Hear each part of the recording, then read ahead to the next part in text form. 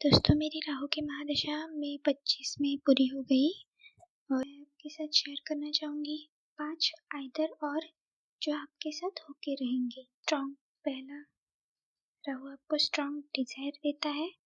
लगभग all the time आप या तो स्ट्रॉन्ग डिजायर मोड में रहते हो या फिर जो आपने कुछ गलत किया है उसके रिग्रेट मोड में रहते हो, या तो और आप एग्जीक्यूशन मोड में रहते हो या फिर डिप्रेशन मोड में रहते हो। मेरा दूसरा पॉइंट है, आप ह्यूमिलिएटेड फील करते हो या फिर आप किसी के साथ गलत व्यवहार करते हो, या तो कोई आपको अपमानित करता है या फिर आप किसी को अपमानित करते हो।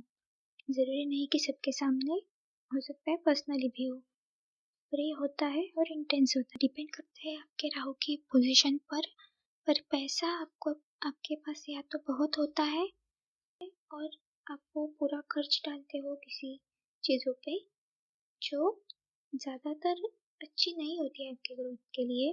अब आपके बाकी ग्रह अच्छे बैठे हो तो हो सकता है आपकी ग्रोथ भी हो सके राहु महादशा में, पर ज़्यादातर वो पैसा आपका वेस्ट होता है, या फिर आपके राहु बहुत ही खराब बैठा हो तभी हो सकता है कि आपको पैसों की समस्या हो, वरना राहु के महादशा में पैसा कम नहीं पड़ता, स्पेशली गलत चीज़ों के लिए। तीसरा आइदर और पॉइंट है, आप जिस खाने में आपके राहु बैठा है उस भाव के संदर्भ में आप या तो घटिया कुछ आपको मिलेगा या फिर एक्सट्रीम मिलेगा, या फिर आप कुछ घटिया, जैसे अगर दूसरे भाव में बैठा हो तो हो सकता है आप बासी खाना खाओ, खाने को जो अच्छा नहीं है सेहत के लिए ऐसा खाना मिले, या फिर हो सकता है कि आप बहुत ज़्यादा खाओ, एक्सट्रीम खाओ, या फिर एक्सट्रीम स्पाइसी खाना खाओ, एक्सट्रीम नमकीन खाओ, या फिर जंक फूड जो बिल्कुल ही सेहत के लिए खराब है, चाइनीज वगैरह, ओवरली अनहाइजेनिक, ओवरली एक्सट्रीम, ऐसा कुछ हो सकता है। नेक्स्ट पॉइंट है, या तो आप विदेश जाओगे या फिर विदेशी लोगों की या विदेशी सर्विसेज के चीज़ों के संपर्क में आ जाओगे, या फिर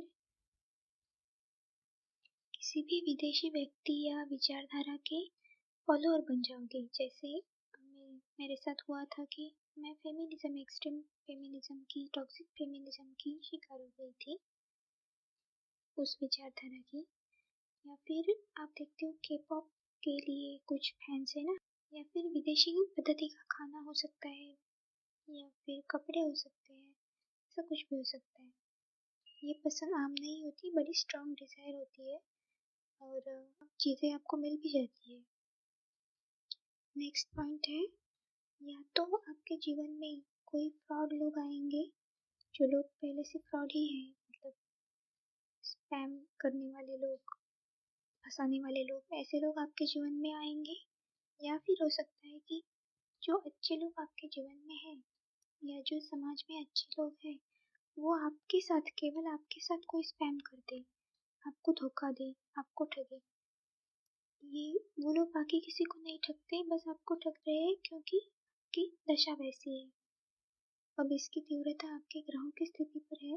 मैंने देखा है कि ग्रहों की दशा में किसी ने गलत कोर्स चुन लिया और पूरे 4 साल कॉलेज के बर्बाद हो गए, मतलब उस कॉलेज के कुछ लोगों ने उन्हें ठगा था। या फिर उस उतने डिग्निटी बुरी नहीं है अगर आपके ग्रहों की, तो हो सकता है आप कोई छोटा गलत कोर्स कर लो, थोड़े बहुत पैसे गवाओ आप। स्कैम्स, पर स्कैम्स जरूर होते हैं राहु की महादशा में, भले ही आपके फ्रेंड सर्कल में हो या ऑफिस पॉलिटिक्स हो, या राहु 7th से संबंध बना रहा है तो रिलेशनशिप में हो, ऐसा कुछ आपको देखने को जरूर मिलेगा। नेक्स्ट पॉइंट है, या तो आप विदेशी भाषाएं या एक से अधिक भाषाएं सीख जाओगे, या फिर बिल्कुल फ्लुएंट हो जाओगे, आप इतना इजीली सीख जाओगे जैसे आपके अंदर से आ रही है वो बोली, किसी को भी नहीं। या विदेशी भाषा सीखनी है अगर, तो राहु की दशा अंतर दशा उसके लिए बेस्ट है, आप बहुत इजीली सीख जाते हो। फ्लुएंट इंग्लिश बोलने वालों की, अब मैंने ज़्यादातर देखा है उनके कुंडली में राहु अच्छा ही होता है।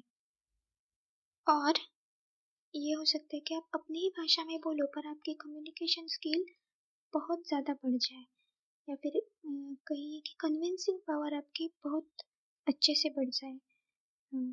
राहु कन्विंसिंग पावर को डिनोट करता है, और कहा जाता है कि केवल जिसका गुरु बलवान है वही राहु की कन्विंसिंग के पीछे जो झूठ है वो पकड़ सकता है, बाकी कोई नहीं पकड़ सकता। आई होप आपको इस इंफॉर्मेशन से कुछ मदद हुई होगी। धन्यवाद। नमस्कारम।